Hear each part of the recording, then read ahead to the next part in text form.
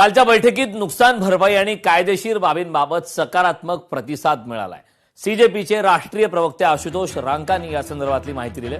तर अद्याप धर्मेंद्र प्रधान यांच्या राजीनाम्याबाबत कोणताही ठोस निर्णय झाला नाही, तर कठोर पवित्रा घेऊ असा आशुतोष रांका यांनी इशारा दिला। अभी तक ऐसा कोई मूवमेंट हुआ नहीं है। कल की मीटिंग में कॉम्पनसेशन और लीगल केसेस को लेके पॉजिटिव आंसर आया था, इन प्रिंसिपल एग्रीमेंट मिला था। हमें उम्मीद है कि आज वो रिटर्न एग्रीमेंट भी मिलेगा, लेकिन जो मेन डिमांड है धर्मेंद्र प्रधान का इस्तीफा, उसको लेकर कभी तक कोई ठोस डिसीजन नहीं आया है।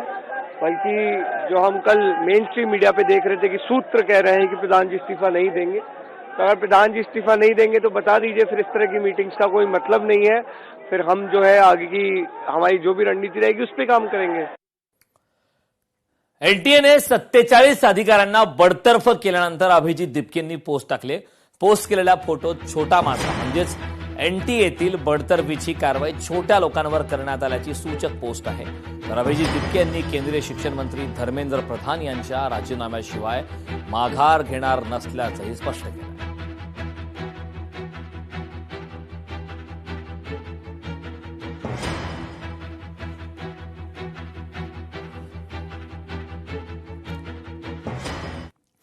पेपरफुटी प्रकरणाच्या सुनावणीसाठी छत्रपती संभाजीनगर आणि नागपुरात 2 विशेष न्यायालय स्थापन करण्यात आले। मुंबई उच्च न्यायालयाचा हा महत्त्वपूर्ण निर्णय आहे। सार्वजनिक परीक्षांमधील पेपरफुटी प्रकरणांची जलद सुनावणी करण्यासाठी न्यायालयाने हा मोठा निर्णय घेतलाय।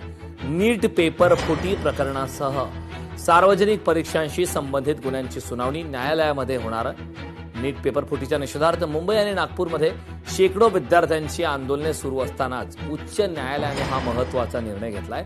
नागपूर न्यायालयाकडे सध्या पेपरफुटी संबंधी 11 प्रकरणे वर्ग आहेत। यामध्ये नीट पेपरफुटीशी संबंधित प्रकरणांचा सुद्धा समावेश आहे।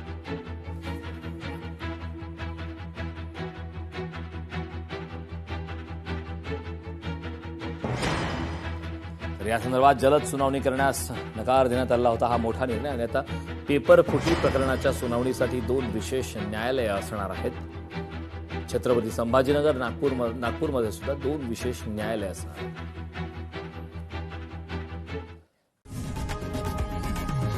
लोकशाही मराठी ऐका, पहा, जागरूक रहा।